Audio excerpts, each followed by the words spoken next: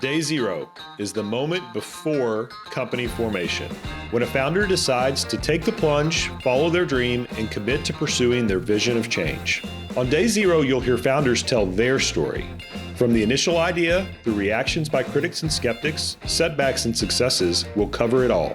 Behind every company is a founder with ambition, goals, dreams, and wisdom to be shared. Let's explore them together. Well, good afternoon, Sean, and welcome. Good afternoon, Gary. Great to be here. Well, we're pleased to have you at the microphone. This show is about pursuing leadership excellence, and we'll return to the leadership theme throughout our conversation. First, why don't we get to know you a bit better, Sean? What was life like growing up for you? Good question. So I grew up in a small rural town in southeastern Ohio, and growing up, I always wanted to be a spy. So that was like the thing that drove me was how do I become a spy? And I was also into computers, so I got a computer at an early age. I was like fifth grade, and I started to learn about coding, and then the internet came about, and I was really just enamored by the internet. So was kind of a spy who was also a nerd, and that was my upbringing. We'll return to the whole intelligence space, if not the nerd space, as we go. But so, did you think about leadership, or at what point did it occur to you that you were what I would take to be a natural leader? So I studied leadership. My dad was a colonel in the Army National Guard, and he brought home lots of manuals when I was a kid, and it kind of filled the bookcases of our basement. And I would read all those voraciously. Some of them were about Soviet weapon systems and different military strategies, but many of them were about leadership. So I read a lot of that, consumed those books at an early age, and really, was eager to learn more. And then pursued some leadership courses in college, and really got my chance to be a leader in the military. And that's where I had the first opportunity to really test out all those things I had learned, or at least the methodologies that I'd read about. So your dad brought home books, and I'm sure you discussed that. Do you think your leadership style at all emulated your father or came from your father? Well, I think a lot of it came from, the way the military had thought about leadership, and, it's since evolved quite a bit from that point. I've learned, the military is a very unique environment, and certain things work in the military that don't work in the kind of civilian world, but many of the principles are the same. And most people get it wrong when they think about military leadership. They think it's very command and control. It's very it lacks empathy and all those things, but I don't think that's true at all. Some of my greatest leaders in the military were those who were very empathetic, very thoughtful leaders, like the ones that you would experience, outside of the military. So when you graduated from Miami University, you joined the U.S. Air Force. Was that always your plan? It was always my plan to be in the military as a way to get into intelligence. That was what I knew would be the path to get into the intelligence community. But I wanted to be in the Army, actually, when I was a kid. And unfortunately, I'm colorblind, so I cannot be a Army intelligence officer. So I switched over, had my sight on the Air Force and being an intelligence officer there, and was super fortunate to get a spot in intelligence, and it kind of paved the way from that point. Well, we appreciate your service. You served 5 combat tours in Iraq and Afghanistan, and won at least 2 medals, the Defense Meritorious Service Medal and the Bronze Star. So again, we thank you for your service. You're very welcome. Very welcome. What areas did you specialize in terms of intelligence? In the beginning, I did support for the warfighter on the ground, mostly the Army soldier. So as I mentioned, I always wanted to be an Army officer, but didn't get that opportunity. But fortunately, my first duty assignment was with the Army. So I got to provide air intelligence basically to the Army. And I did that in Iraq. But I found that my real, superpower around intelligence was technical. So really understanding all the different sensors and different systems and how they communicate and how the enemy weapon systems function and work. So I used a lot of that technical intelligence in my first tour in Iraq, and it was noticed by a general officer that I worked for, and he said, "You should go to NSA, the National Security Agency." And I was like, "What's NSA?" But I learned quickly that it's where people like me, those who are very technically oriented, but also wanted to, serve their country in an intelligence capacity, it's where they thrive. So it was a great move to get into NSA. And so my focus and specialty there became signals intelligence. So really understanding networks and communication systems and how to exploit them, and all the kind of nerdy side of intelligence. I'm just wondering if all that background led to your entrepreneurial interests in Olive and some of your other entrepreneurial interests. Oh, it certainly did. I mean, one of my biggest tasks at NSA was to connect all the data together. We had an extraordinary amount of data, the biggest big data problem in the world, I would say, at NSA. And I had, as part of a small team that had the unique challenge of making sense of all that data, making it usable, and then, allowing it to connect to other applications, new applications that we were building, software. So I led software teams. I learned just a ton about technology across the whole stack, as they would say. And when I got out of NSA in 2007, my first company that I started was a software company building tools for the intelligence community. And even at Olive, many of the things that I did back at NSA and learned at NSA, we still do today at Olive. Well, you left NSA in 2007, but then 15, after you'd founded Olive, it seems like you went back to NSA for a couple of years. Is that true? What led to that? Well, I didn't go back in 2015. So I had left NSA in 2007. I started a company in defense, but I didn't actually relinquish my clearance until like 2015. So I was still kind of inside the building, as they would say, on occasion, up until 2015. I finally decided, no more polygraphs. It's time to move on to healthcare. I'm sure you will always have an interest in NSA. Are you able to follow it from the outside at all? Well, it's one of those organizations that's super secretive, as it should be, and many of the sources and methods are highly guarded. And I don't have a top secret clearance anymore, so I don't have the access or the need to know. But I get to watch it and watch what we're doing as a military and the strategy we're deploying globally, and as a spectator now. I can at least imagine what's happening behind the scenes at NSA. Well, let's turn to Olive. Super interesting company. What led to the founding of Olive, Sean? So I had just sold my defense company, and I was living in Baltimore, Maryland. And my hometown, it's called Gallipolis, Ohio, in southeastern Ohio, was having this just excruciating battle with prescription drug abuse. And it was getting really close to home, affecting friends and family members, and I got fed up with that problem, and I started working with my hometown and specifically the hospital in my hometown to say, like, what's going on here? How come we can't tell people are doctor shopping? How come we can't know that they were at an emergency room 10 minutes ago or 10 hours ago?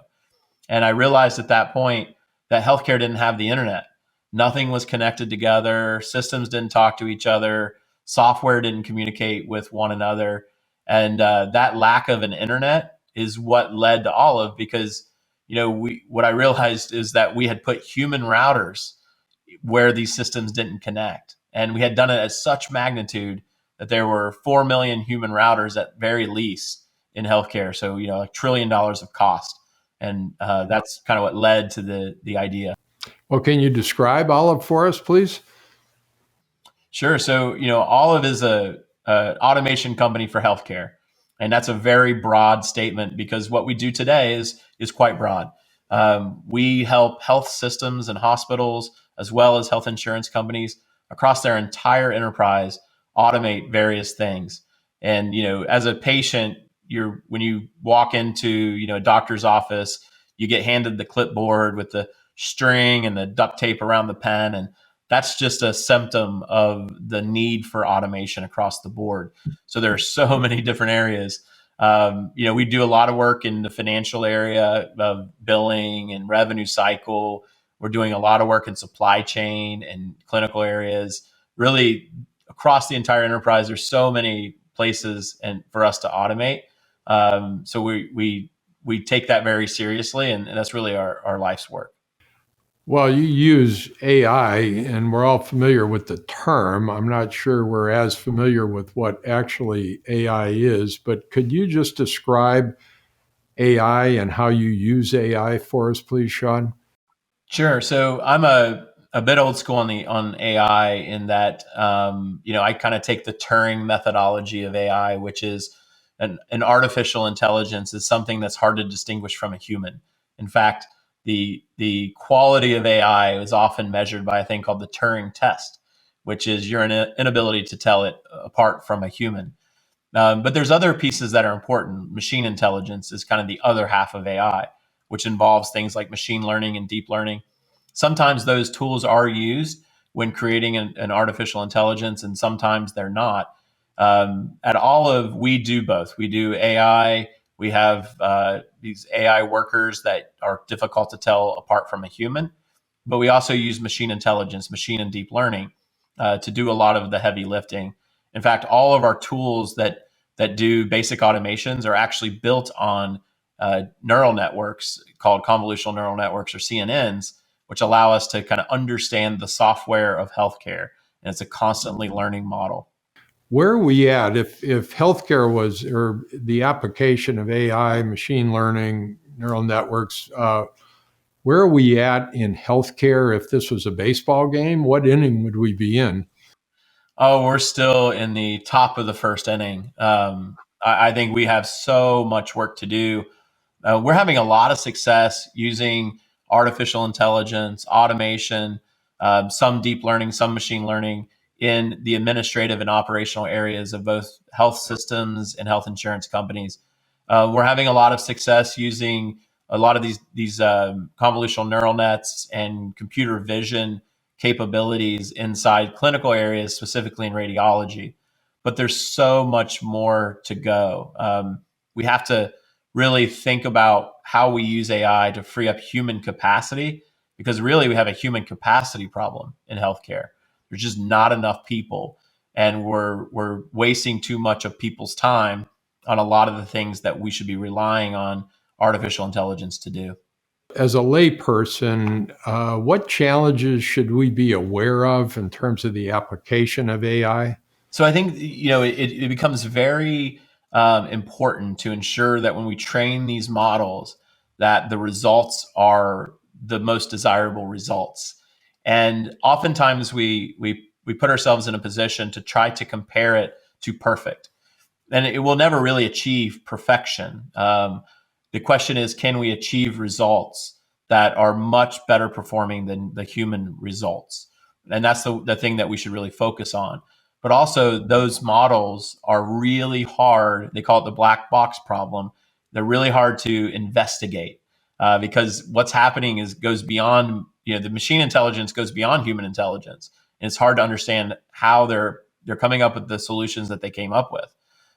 So that there has to be better ways to inspect the models to ensure that we are training them the right way to get the right outcome. So I know Olive works closely with health systems. Can you describe how you work with health systems? Sure. So when we engage with a health system, and this has evolved over the years, when we engage with a health system, we like them to take an enterprise-wide approach to using automation to transform their organization. And that's really the altitude we like to fly at, which is let's commit to automation in order to transform the entire organization wing to wing. And when we do that, we offer an entire marketplace of applications and capabilities. About a third of those things are built in-house by Olive. We call them Olive Originals. But the other 70% are partners that we enable. So they basically pick through that marketplace to apply automation to different areas within the organization. How about health insurers? How do you work with health insurers then, Sean? So we have an incredible utilization management solution for insurance companies. It is actually one of the most remarkable uses of deep learning and true AI as it pertains to the machine intelligence side, which is deep learning. And we're able to use these neural nets to make real-time decisions on prior authorizations without a human being involved at all. That is it's kind of a giant leap forward in what used to be possible versus what is possible today. So our primary effort with health insurance companies is to completely automate through AI their utilization management system. Thinking as an entrepreneur, it's always interesting kind of the evolution that you go through as an entrepreneur. But at what point did you realize Olive was really starting to have the impact that you wanted it to have? So I think when we first came out with Olive, our customers really directed us where to go. We said, hey, we have this capability that can automate virtually anything. Where should we start? And they said, well, we have a lot of repetitive tasks in the revenue cycle. And so we went to the revenue cycle, and sure enough, we created a new sense of human capacity. We freed up so much human capacity for them that the inflection point was when they said, can you start going to other areas? In fact, we'll give you a full view of the entire enterprise, figure out where we can deploy this more. So our customers started to ask for more. All of our contracts started to get bigger, and they pulled us into other areas. And at that point, I knew this wasn't just a point solution for revenue cycle. This was a movement to really transform the entire enterprise. We can sense the opportunity. Top of the first inning, Olive is probably the home team, by the way. Top of the first inning, but what are the challenges that you look forward to over the next 5 or 10 years? I mean, as you see this continuing to unfold, Olive continues to grow down these paths through the health insurers, through the health systems. What do you see as the major challenges? One of the biggest challenges, and I know people would probably expect me to say is a technology, or it's a particular system that's status quo that we have to change. I actually think all that is inevitable. Like, we're going to have the right technology, we're going to hire the right engineers, we're going to force status quo to change. The biggest challenge is scale. In order to have a real impact on healthcare, we have to do this at enormous scale. There's almost 10 billion hours of human capacity wasted every single year in healthcare because of a lack of automation. And if we're going to actually make a big impact to that, we have to be big enough to matter. And building a big healthcare technology company, it's not only hard, it's rarely done. In surviving for that long, having the perpetuity and continuing to invest in a sustainable business that grows year over year over year for a long enough time, where we can turn and say, we have $1 billion R&D budget, and we have the ability to impact healthcare so that every single person that interacts with healthcare actually feels the difference. So that's the challenge is scale. It's getting big enough to matter. Yeah. Well, as a longtime director of Cerner, I get that point very well, for sure. How much will acquisition be part of your strategy versus organic growth? We've had some acquisitions already, and they've been absolutely game changing for our business. They've been very strategic. We acquired a company called Verata to pull us into the payer space, which was an excellent acquisition. Incredible team, incredible technology. We acquired a clearinghouse so that we can provide even better capabilities for our current customers. In the future, when I first thought about acquisitions, I thought, oh, that's something that a certain kind of company does, but the big tech companies of the country don't do that. And I was very wrong. I went back and looked at Microsoft's acquisitions since their inception, and they've spent over $200 billion in acquisitions during their inception. So I think the inorganic growth is just part of building a big company. So we will be very strategic about it, but it certainly will be something that we want to develop a muscle for. How much capital have you raised to date at Olive? We've raised a little over $900 million in capital. Okay. Well, that would suggest that to build the scale you're talking about, you continue to raise money through the years, I'm sure. One other question from you as an entrepreneur, thinking back to 2012 when you formed Olive, have you met your expectations? Have you exceeded them? Have you not met them? Where do you stand on that scale, Sean? So the expectations have evolved quite a bit. Initially, the challenge that was given to me was to move to Columbus, Ohio, and build $1 billion company. And I thought, oh my gosh, that sounds, insurmountable, like a challenge, like a mountain too high. But we crossed that path a couple years ago, and now have exceeded that quite a bit. And I realized that the valuation is not an expectation that you should really be thinking about. It really is the dramatic impact that we can have on the healthcare industry itself. So I start to measure our success based on the human capacity that we can free up. That 10 billion hour number is, I wake up thinking about that in the morning. I go to sleep thinking about that at night. That is a huge drain on just the U.S. healthcare industry.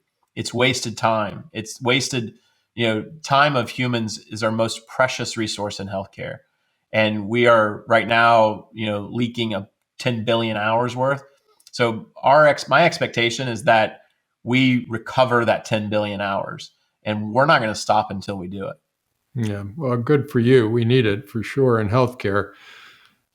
As an entrepreneur, what skills are necessary to be a top-notch entrepreneur, would you say, Sean? Well, leadership, number 1, 2, and 3. I actually, I've always been a student of leadership, but you always are a student of leadership. And I think as we've grown, it's become more acute to me how important leadership is in growing a company. I think as an entrepreneur, sometimes you'll rely on your technical skills, your ability to code, your ability to sell, to architect a solution. But for scale, which I said is going to be the hardest challenge, it's leadership. And I made it a point to really get serious, like even more serious about leadership over the past few years. And I've developed a methodology that I try to follow with leadership. So it's been very, very important.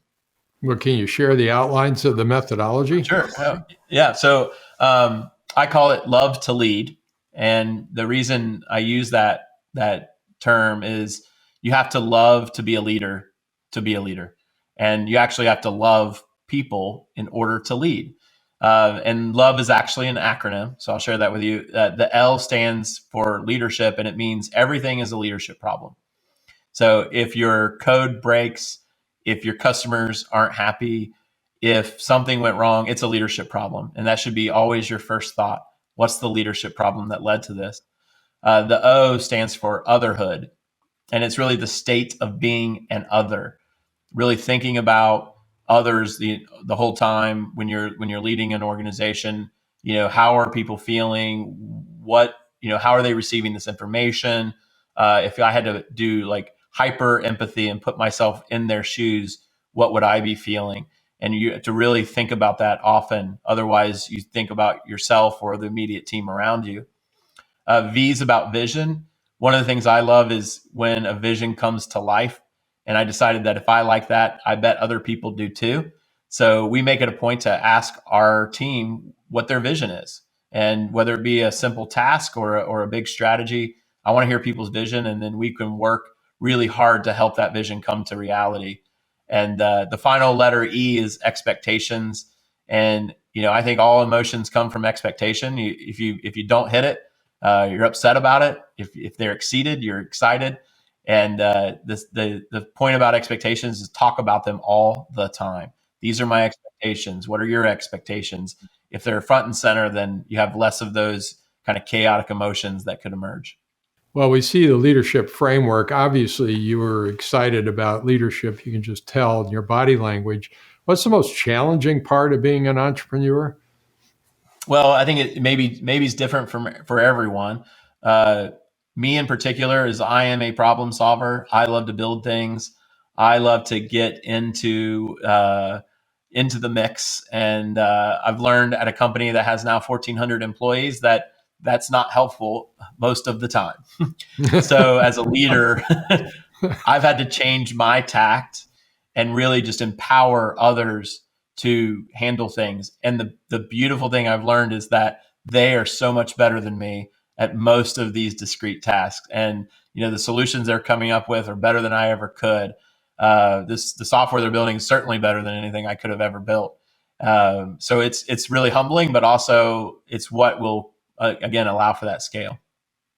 So let's just think about highs and lows as an entrepreneur for a moment. I'm thinking maybe the high is when you reached $1 billion valuation. What's the low point, Sean? The low is, well, as you said earlier, as we talked about, I did 5 combat tours. And when you're in combat 5 times, things don't affect you the same way. It does add a bit of perspective. Probably the most, shaping part of my life was being deployed in a combat zone. But what really is the low point for me is when something happens that discourages my team. And for me, it might not faze me. I might think, no big deal, I can handle this. But when something happens, whether it be a customer had a bad reaction to the product, or they missed a quarter or missed a number, or the press wrote something not flattering, whatever that may be, I feel for them, and I know it's tough to deal with those things. And that's really the heart. Those are the low points, is when that happens. Yep. If you hadn't founded Olive and weren't leading Olive now, what would you be doing? Oh, I would probably still be in the defense industry. I found that my skills really worked well there, and it was a really important mission. I do find myself really only attracted to what I call life or death industries. When human life is at stake, that's what drives me to it. And so if I wasn't in healthcare and having started Olive, I would likely still be in defense, trying to, protect our warfighters. You're pretty young to be asking this question, but what would you like your legacy to be as an entrepreneur? As an entrepreneur, I would like and it's probably not my whole life legacy, but specifically as an entrepreneur, I would want it to be about my love to lead methodology and me as a leader, not as a technologist, not as a great idea guy, or, somebody who wears baseball caps to interviews with Gary Bisbee. But more importantly, I want it to be about being a great leader. And I got I got work to do to get there, but that would be really important. Well, you mentioned it. I must ask it. What about the legacy for your life as opposed to just being an entrepreneur? Well, I think the legacy for my life are my children. And, I'm really hopeful that, I can provide for them an environment to truly follow their dreams.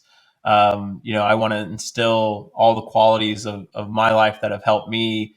My wife and I are really thoughtful about how we raise our children, and make sure they have a great household. Faith is important to them and us, and I want to make sure that that's part of their life, and that's the legacy that I want to leave for them. Well said. And I think that we all think to one degree or another that should be our legacies. This has been a terrific interview, Sean, as I expected. You're a very engaging, thoughtful person and have accomplished so much. I have 2 questions of advice. One would be for entrepreneurs or people that are thinking about being an entrepreneur. What advice would you give them? I was at HIMSS recently, and a big healthcare conference, and I looked around and I saw all the brand new booths and all the, card tables with brand new startups on them. And I thought to myself, wow, they're beginning such a long and incredible journey. And the advice I would give is just to never stop.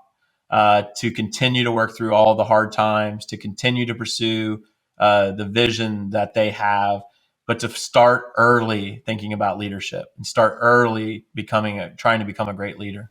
Okay, well then you're moving right into the second group that I'd like to ask your advice for, and that would be for up and coming leaders, not necessarily entrepreneurs. Up and coming leaders, what advice do you have for them, Sean? It's going to be a pretty practical one, but as a kid, I had a basement bookcase full of leadership manuals, and now we have the internet, and it is amazing. There is an incredible amount of content out there about leadership. Now the hardest part now is figuring out what methodology you want to embrace. So I would say, use YouTube, use the internet, read voraciously around the topics of leadership, and then figure out, of all those ingredients, what ones that you're going to make part of your system of leadership. And that doesn't have to be immovable. It can change, but consume a lot of content, pick what your particular methodology is. Coming up with the Love to Lead methodology was one of the easiest way to cut through the noise around leadership. And I would recommend doing that. Sean, we appreciate your time today. It's been a terrific interview. Thank you. Thanks, Gary. I'm grateful. Thanks for the opportunity.